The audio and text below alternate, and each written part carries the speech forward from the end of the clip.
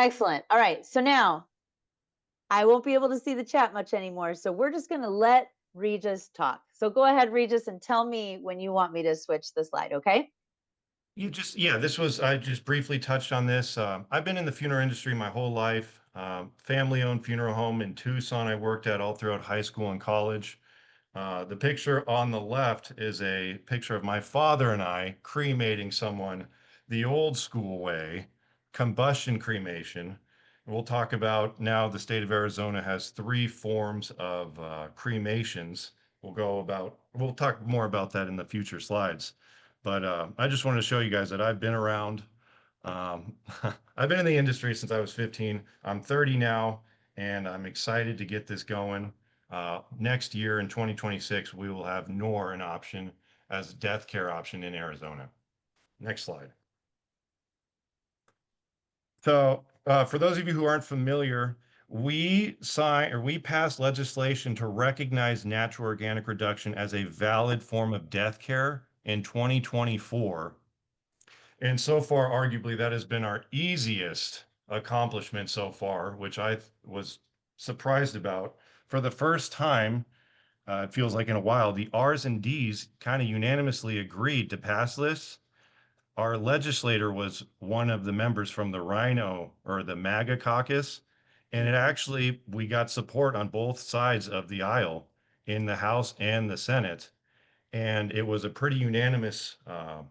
Everyone voted yay to it with very little issues. But in these pictures I'm showing you here is when we first started practicing NOR, we had to practice with pigs, okay, because they wouldn't let us practice with humans. And this first prototype. It shows you the hay, alfalfa, and wood chips. We put the pig in there, and in about 35 days, the pig naturally decomposed into that soil material that you see in the top right corner. Next picture or next slide. So this was a live action. On the left side, you see our first vessel with the pig inside of it. All of that dirt, in about 35 days, turned into what you can see on the right. Very healthy, nutrient-dense soil on the right. That soil that we created is the most nutrient-dense soil you could get. Any fertilizer you get at Lowe's or Home Depot, it doesn't stand anywhere close to the quality of our soil. And I'll explain how all of this works.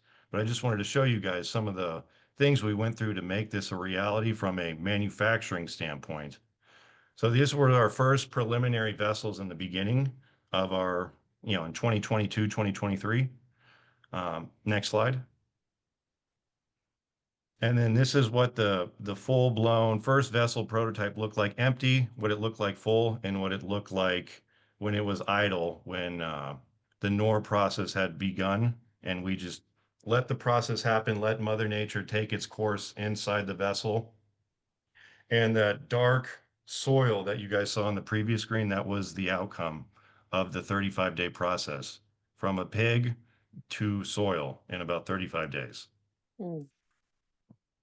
Next slide. So I'll explain how this happens. Natural organic reduction is a natural process that occurs. For those of you who are familiar with composting, there's two forms of composting. There's aerobic and there's non-aerobic. The only difference between the two of them is the addition of oxygen. The oxygen is what makes our process happen at a rapid, accelerated rate. And you guys, if you are familiar with composting, you might be concerned about the smells associated with it. With this aerobic form of composting, there are no smells. And I'll explain. The smell that you associate composting with is methane, which has a chemical, it's CH4. And when CH4 reacts with oxygen, it yields the byproduct CO2, which is carbon dioxide, and H2O, which is water. And done properly, this process has no smells and it yields a very clean byproduct, which is healthy soil. And our whole process is run on solar panels, which is something that most of the country can't do because we have the great power of that Arizona sun. So it's a natural process. It starts with we put the body in the vessel, which you'll see on the next slide. We leave the alfalfa, wood chips, sawdust. We add water, and naturally, what we create is it's kind of like, think about like Louisiana, if you will. It's kind of swampy, it's kind of mucky, but that environment is the perfect environment that breeds microorganisms, and it reduces the body in the fastest way, which is about 35 days. This process, Okay. if it were to happen naturally, it would take about 2 years. Were you going to ask a question? Oh, well, there is a question in the Yes. chat. Yes. And I wanted to also make sure that I was on the right slide. But the Yeah. question in the chat is this available for pets? Can this be done with pets? So yes, it can. There's only one state that allows for pets right now, and that's in Washington. Right now, it seems the focus is more human oriented, but it is coming. The terramation, human composting, natural organic reduction is soon to be an option for pets, but that's something we're kind of waiting on the bureaucratic system to allow us to do. So And it's not. when I'm sorry, what? a- and when Mary brought this to us, when well, we may have even met for all I remember. I'm terrible with names. I'm better with faces. And she said that farmers have been doing this for a while, is what I remember. So is this something that they've just done on their own, acreage, or is this something where they've had, that they have a partnership or a facility where they, something akin to this? So farmers have been doing this historically forever, but they've used livestock and vegetation, which is what soil is at the end of the day. So they've used their own, um, livestock, vegetation. But now, from a human dynamic standpoint, we're all made of the same chemical composition, which is hydrogen, nitrogen, oxygen, calcium, and carbon. So at the end of the day, we all break down to the same thing, and we all, at the end of the day, would make that soil. Hmm. So farmers have been doing this forever, and that's why farmers are who we are partnering with. They would like the soil that we're producing for cotton farming. And if you're familiar with cotton farming, it's very unsustainable. They have to do crop rotation. Our soil is so rich in nitrogen, it's cool that they won't have to do crop rotations anymore. It'll rebalance the ecosystem of the soil, and it'll make it to where you can grow cotton on your land without rotating your crop cycle. Cool. That's very cool. Yeah. I love that element to it. But if you guys look at the NORMAC, this has been a 4 year in the making vessel. We've practiced with 7 pigs. We've tweaked our blend with hay and alfalfa to come up with the optimal ratio that'll break down the body in the fastest way. And it's just been a lot of trial and error and a lot of research and development the last 4 years, in addition to the legislation. And soon, once we have the regulations, we'll be actively promoting in Arizona, but we can't necessarily do that until the regulations are written. Hmm. Okay. So, next slide. The process. So, in theory, not in theory. So, when the process starts, you'll place the individual inside the vessel. And the first 5 days, the temperature spikes. And essentially, what we're doing inside the vessel, we're creating microorganisms that reduce. Uh, and then about 7 days, the temperature will spike and then it'll drop. And the vessel, we have an algorithm that we've created where it auto rotates when the temperature drops to a certain point. And so it'll auto how do I say this? It'll do the process for us and it'll notify us when the temperature stops spiking, which leads us to the end of the process. When the temperature stops to spike, the biomatter inside the vessel is done, and therefore the process is over. And you can kind of see in this depiction, this kind of fun depiction, that it looks like a roller coaster. The highest spike comes at first, and then the temperature will decrease. You rotate, the temperature will spike. After a few days, it goes down. And this process happens about 5 times, and it takes about, yeah, 35 days at the end of the process. There's a question here from Tark asking, can this process occur even with folks who wish to have their organs donated first? Absolutely. Yes. Yes. Okay. So that's kind of cool. This process, even if you, and we've been working with funeral homes, if an individual wanted to have a traditional funeral with an open casket, right? Typically, historically, you would have to be embalmed to do that, which uses a formaldehyde-based chemical.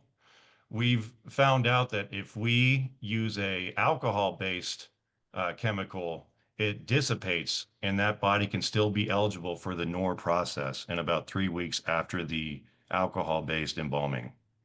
Oh, very So interesting. you still get both levels of the funeral that people are familiar with, and you could still have a sustainable end option after. Hmm. Next slide. Next slide, yes, please.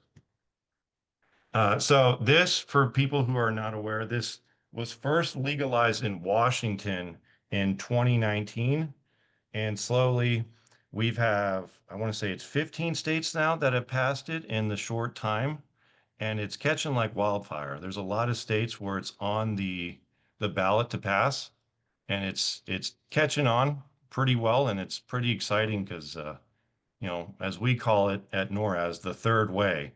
We're helping promote the third way of disposition all throughout the country. Next slide. So yeah, this kind of touches back on the origins of NOR.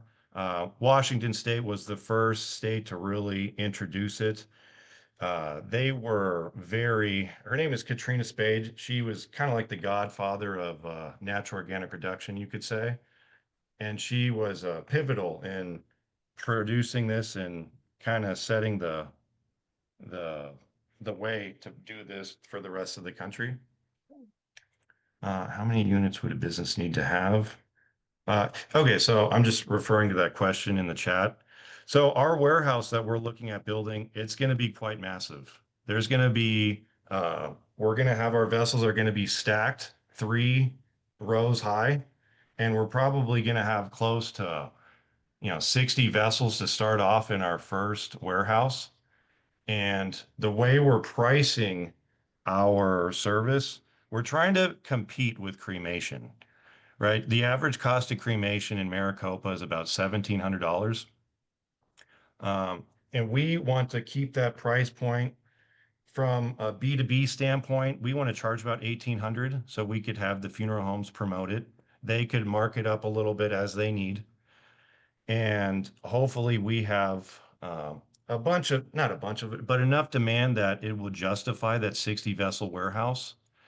And hopefully, if the demand is there, I'm sure it won't happen overnight, but 4 to 5 years from now, I'm sure we'll have vessels, close to 300 vessels in the warehouse all over Arizona.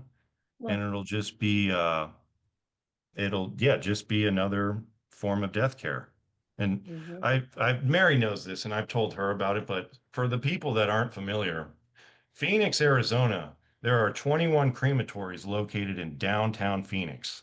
That's the industrial zone area in Maricopa. And on average, there's 240 people who die a day or get cremated in Phoenix a day. And that pollution, if you guys are ever driving into the downtown area and you ever see a smog that covers the downtown cityscape, about 40% of that smog is directly from cremation. Not all of it. You still have the airport, Sky Harbor, which is right there, and you have the I-17 and I-10. But a lot of the cremating we're doing, it has real effects and it can be seen, and that number is only increasing. Wow. So, yeah. Let's see, I thought I saw, oh yeah, what city is your warehouse located in? So right now, Casa Grande is going to be most likely the first area, pending the state gives us, in November, we'll know where we can legally put up our building.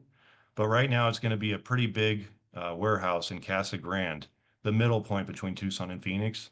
Uh-huh. Do you suspect that, which makes sense, right? Like the two largest counties in Arizona, Casa Grande could bring some, industry there maybe. But also I wonder because, like, first of all, kudos to all of you for because that list of states for being able to get this bill passed, because the other states that I saw mostly were very blue. So that's very impressive.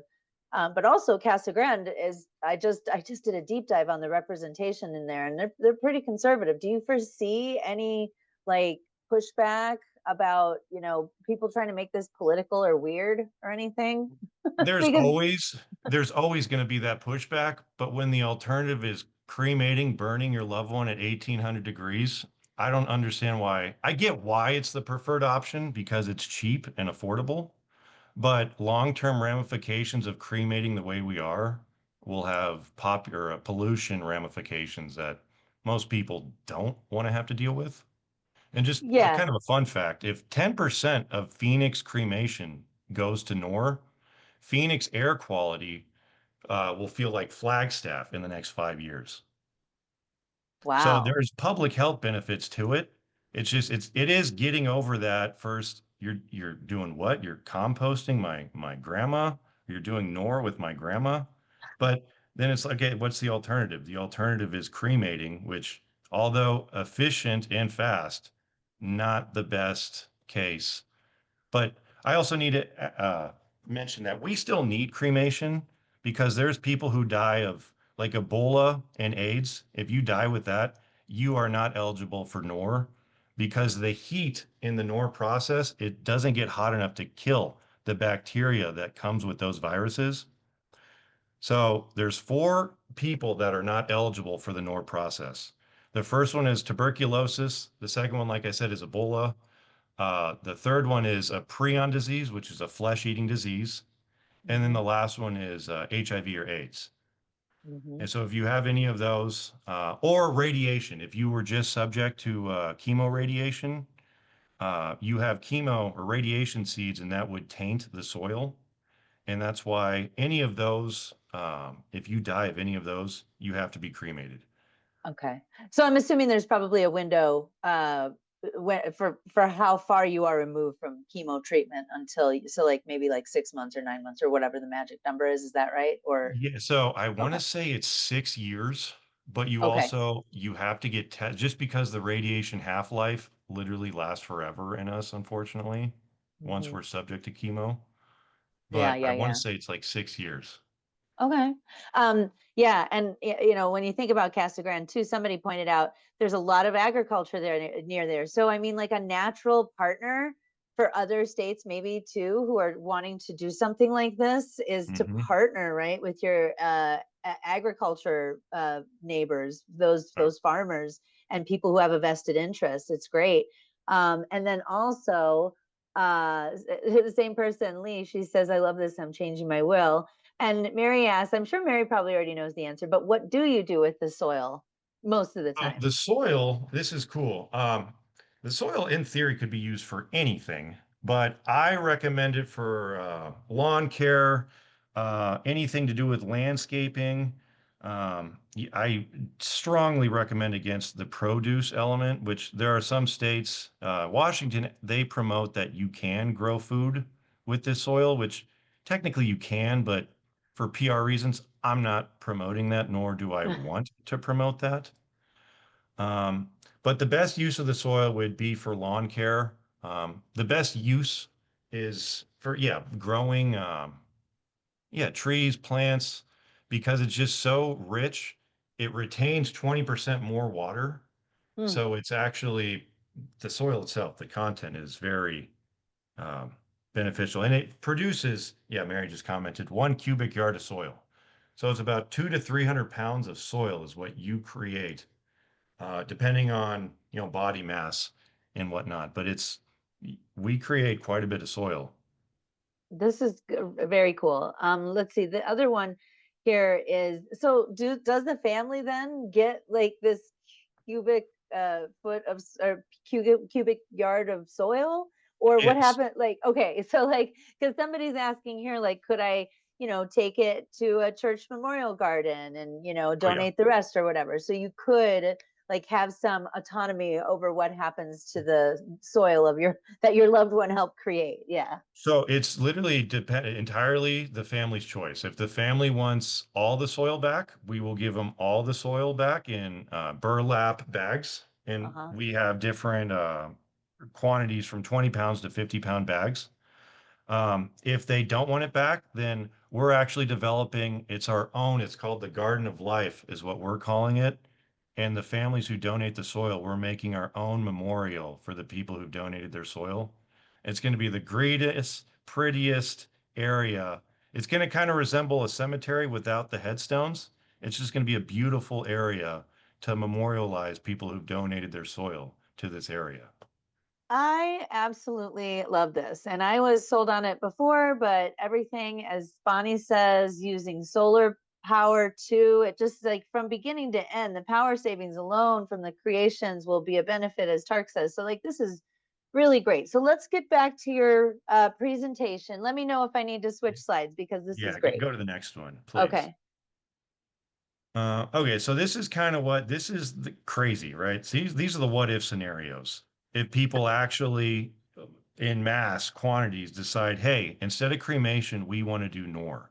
What would that look like? Not only from, I told you what it looked like from a state level, a Phoenix level, just air quality similar to Flagstaff, but just from a quantity standpoint of the US, like, you know, 3 million Americans passed away in 2024. If you converted that to NOR, you're looking at emissions, close to 1.04 billion pounds of carbon emission just in the 1 year, right? And that number's only increasing.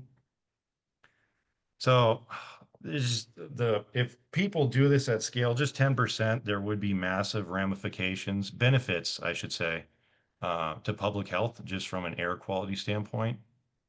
And it even saved water. Like I said, this soil retains water 20% better than regular soil. Yeah.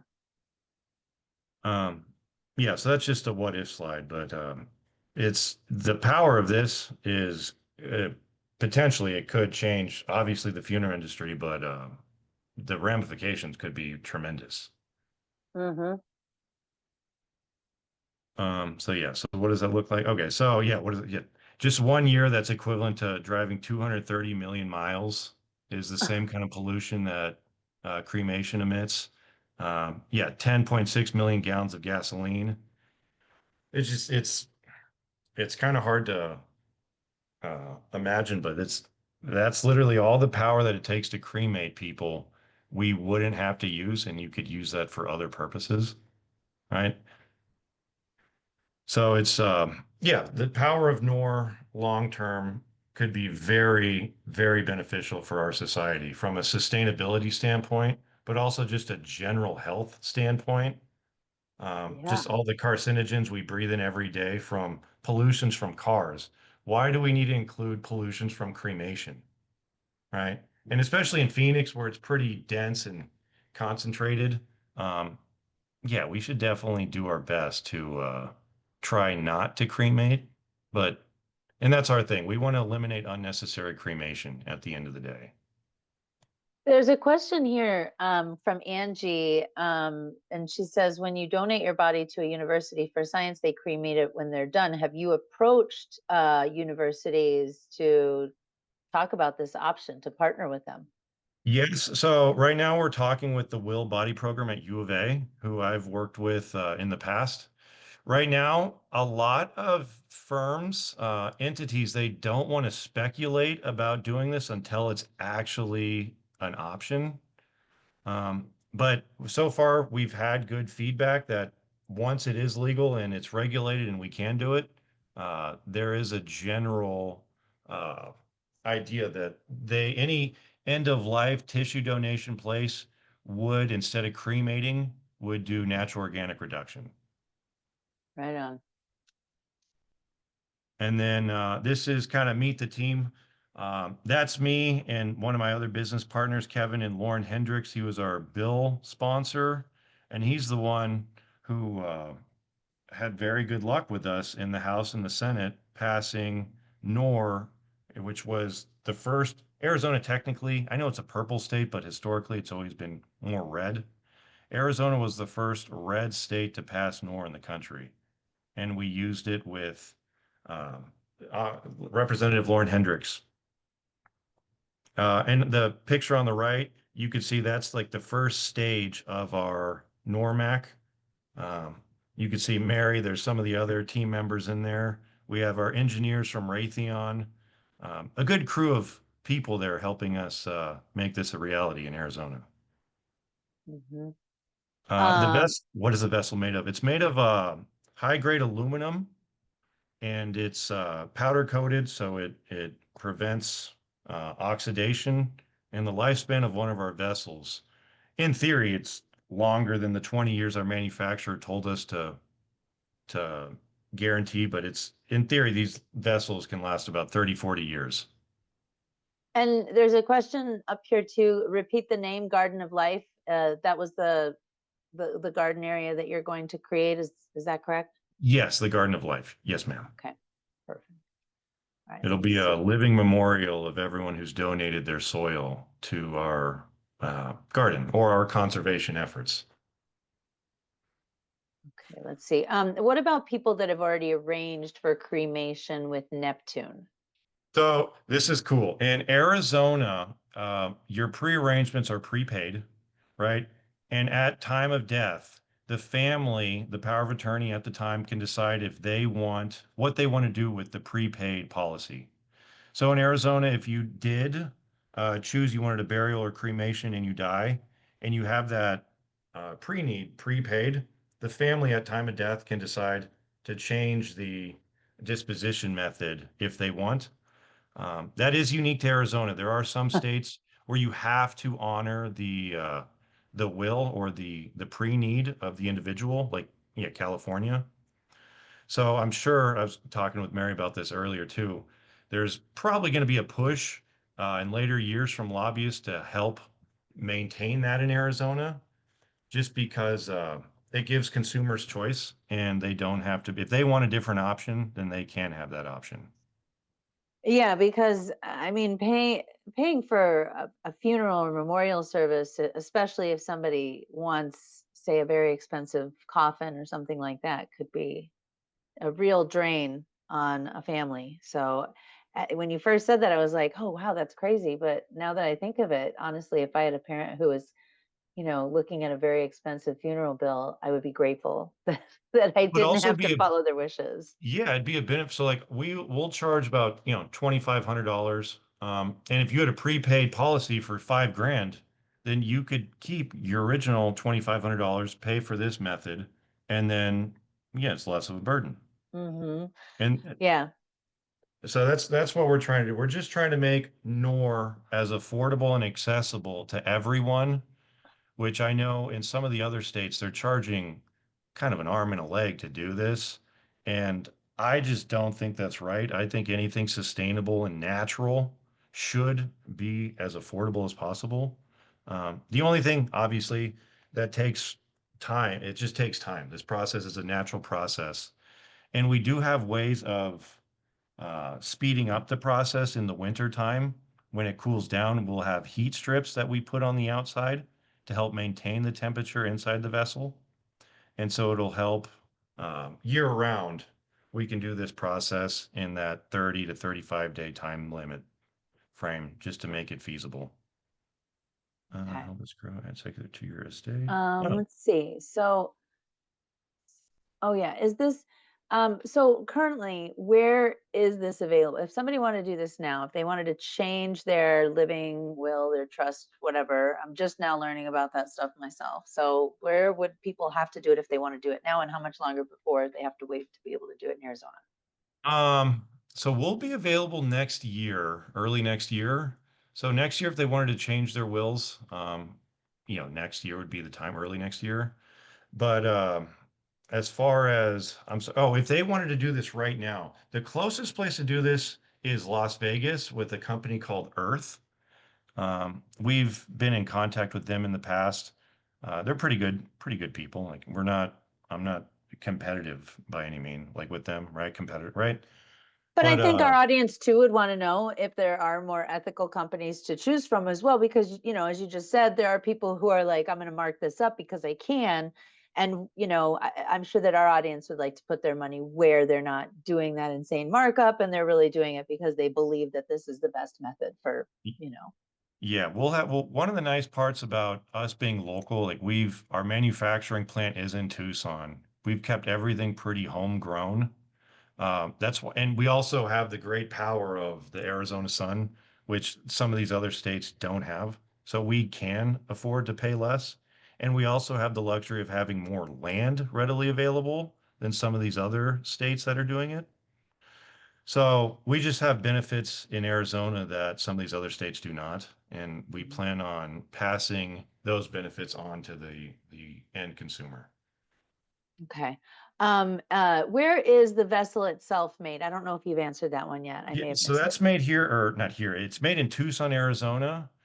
The name of the place is called Desert Metal Works. If anyone's familiar with Tucson, it's on I-10 in Grant area. They do a lot of work for Raytheon. So they're pretty reputable metal working company. So we're lucky we found them. Right on. No, this is very cool. So you can see here, folks, that there is an email address there, client services at noraz.org. And then we've got a phone number as well as a QR code. So for those of you who want to make any of those changes, and I'm going to stop sharing my screen. So get it while you can, folks, and It's maybe we can put it in the chat too, in case you miss it. But I'm going to stop sharing my screen. Thank you. Um, so yeah, like I said, I just, I'm adulting now and I'm putting together my own trust and, going to have a conversation with my kids about my living will. And I know for myself, going through my bank, because they offer, or my credit union, they offer those services. It's just a matter of an amendment, being put on there to let my family know what I want. And I just think it's such a great option. So thank you so much for yeah, the last minute presentation. I swear, I don't think I've ever seen this much interaction in the chat. Like really genuinely curious interaction in the chat. It was fun today hearing about this. yeah, I'm happy you guys reached out. Thank you, Mary. Thank you, Lindsay. I also want to emphasize that when you see the soil that we make and just regular soil, you would not be able to tell the difference. It is soil at the end of the day. And I'm excited to show everyone uh, when you see the soil, you'll see Gene, you'll be like, damn, that's just soil. And that's it. It's just soil at the end of the day. Yeah,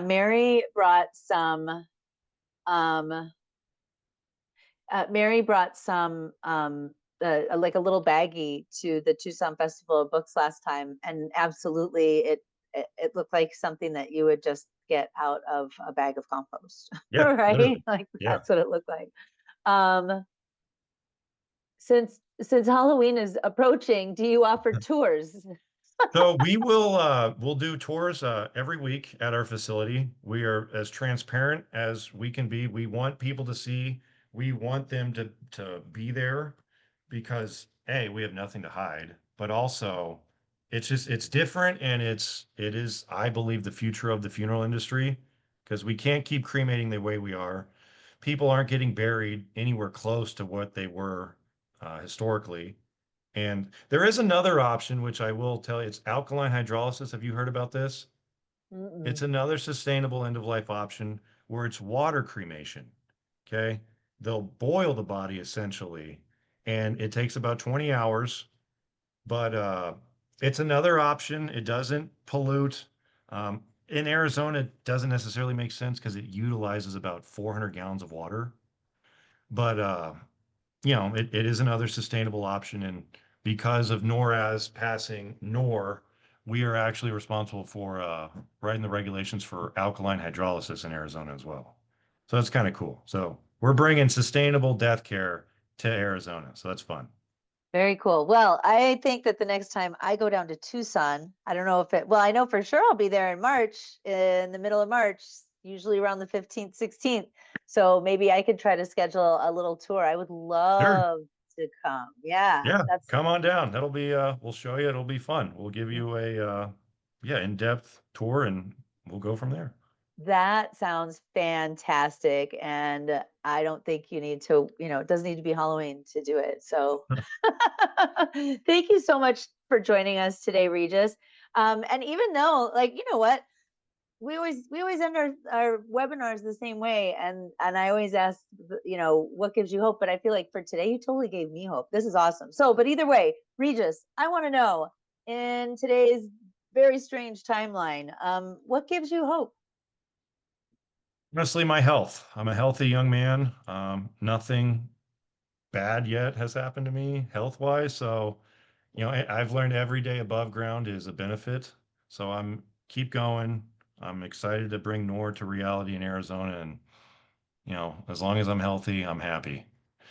Right on. Okay, wait, I just thought of a second question. Second Yeah. question. Yeah. Do you like the show 6 Feet Under? See, I've actually never seen the show, but people bring that up to me all the time. And I know it was a good show because obviously people more than I want to say 50 people have brought it up to me, but I'm a little young for that show. I want to say it aired in like the early Early 90s. 2000, or no, early 2000s. And I'll tell you Okay. what, a few years back, I decided to something came up and I decided to rewatch it and I think there's five, maybe six seasons. I think there's five seasons. And it's HBO, so it's not like there's a ton of episodes, but it really held up. And in fact, it kind of made me sad because a lot of the issues that they talk about on that show, like, discrimination amongst LGBTQ folks and things like that, are still happening. So it's a little bit sad, but you really watch it for the family. The family's incredibly dysfunctional, and every episode starts with one of their clients' deaths. So that's a whole other thing, like, so then anyway, it's a lot of fun. And for free thinkers, atheists, agnostics, I would say it's probably one of the best, like, atheist, agnostic, secular shows on the planet, because they're constantly discussing, what happens to you after you die. So it's fascinating. It's really good. So yeah, I It's don't get any money from the show at all. for sure. Yeah, it's you never know what's going to happen in the funeral industry, but hey, I'm happy to be a part of it and, one day at a time. Hey, and you know what? It always is an interesting conversation to have, as we even talk about folks like, hey, what are you planning on doing? What would you consider a legacy donation? It's not an easy conversation to have, but I think at least it's a little bit easier with our members because we kind of know that it's going to happen and we don't have a lot of expectations about what's going to happen afterwards. So, Hey, I like but that option from Jen. all right. Well, But thank you so much, Regis. I really appreciate you joining us. And thanks to everybody else. I hope that you all have a wonderful weekend. And maybe some of you I'll see this weekend at Pride. So bye, everybody. thank you all. It's been a pleasure. Thanks, Regis. Take care. Bye bye.